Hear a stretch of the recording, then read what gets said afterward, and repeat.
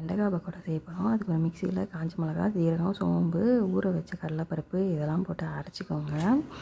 அரைச்சதுக்கப்புறம் ஒரு தனி பாத்திரத்தில் எடுத்து வச்சுக்கோங்க. அது கூட அரிசி மாவு, நைஸ் உப்பு, வெங்காயம், இஞ்சி, பூண்டு, பச்சை மிளகா, அதுக்கப்புறம் கட் பண்ணி வச்ச வெண்டைக்காய் இதெல்லாம் போட்டு நல்லா மிக்ஸ் பண்ணுங்கள். அது கூட பெருங்காயத்தூள்லாம் போட்டு நல்லா மிக்ஸ் பண்ணுங்கள். இது கூட வந்து காஞ்ச மிளகா தூள் பண்ணாலும் போட்டுக்கோங்க. அதுக்கப்புறம் எண்ணெயை காய வச்சு அதில் பக்கோடா மாதிரி போட்டுக்கோங்க.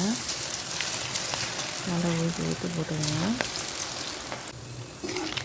அதுக்கப்புறம் எண்ணெய் அந்த மாதிரி பொங்கலாம் அரைஞ்சதுக்கப்புறம் நல்லா கிறிஸ்பியாக ஃப்ரை ஆகும். ஃப்ரை ஆனதுக்கப்புறம் எடுத்து தனியாக ஒரு பிளேட்டில் எடுத்து வச்சுக்கோங்க.